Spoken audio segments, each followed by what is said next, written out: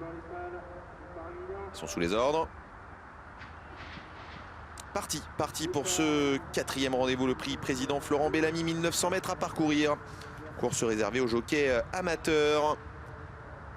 Ils sont 11 au départ et le plus prompt n'est autre que le 10 Vent du Rêve qui vient tout de suite s'installer aux avant-postes avec isolé à l'extérieur également Slayer.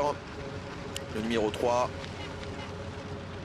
qui va rejoindre ses petits camarades dans quelques instants, lequel se montre un tout petit peu brillant pour l'instant, qui va être peut-être repris par son partenaire Luis Urbano. On retrouve également aux avant-postes le numéro 11 Falimax qui dans le premier tournoi a accéléré pour venir prendre l'avantage sur le numéro 10 Vent du Rêve. En 3e position il y a Crème Chantier alors qu'à la corde navigue pour l'instant, et je dis bien navigue dans ce terrain là, le numéro 2 Inkaman avec Loesa Ayer-Fouchard qui est resté à l'intérieur dans le siège notamment de Falimax, alors que les autres sont venus complètement en dehors, notamment emmenés donc par Vent du Rêve, par Already Magic le numéro 9, par Crème Chantilly qui est là aux avant-postes dans ce peloton de l'extérieur. On retrouve également Perfecto bien placé, tout comme le numéro 5 Sea Urchin.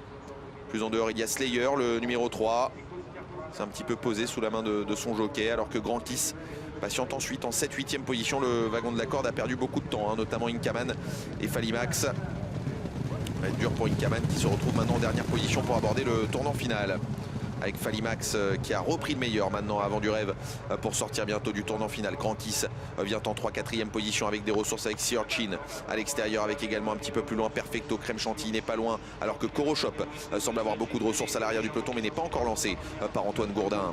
L'entrée de ligne droite dans quelques instants. Est-ce que Falimax va pouvoir repartir? Peut-être pas, car à son extérieur on s'annonce avec le numéro 4 Grand Kiss qui vient de plus en plus fort sous la selle de Xavier Lequéré. On tente de revenir également avec Coscar Vras qui refait beaucoup de terrain, une autre casaque verte et rouge pour aborder l'ultime ligne droite maintenant, avec Falimax côté corde qui tente de repousser les attaques, notamment celle de Coscar Vras qui s'annonce avec Coroshop maintenant qui a passé le peloton en revue, et côté corde Coscar Vras de plus en plus fort. Coroshop face à Coscar Vras côté corde. Coscar Vras qui tente de repousser l'attaque de Coroshop sous 72 kg et sous la selle d'Antoine Gourdin. Coroshop peut-être face à Coscar Vras, c'est très serré pour l'instant. Coroshop, Coscar Vras qui va peut-être repousser jusqu'au bout l'attaque de Coroshop. La 3e place pour Falimax devant Inkaman qui est revenu bien finir aux dépens du numéro 4 Grand Kiss. C'est pointu pour la victoire. Est-ce que Coscar Vras avec la rallongée a marqué un nouveau point?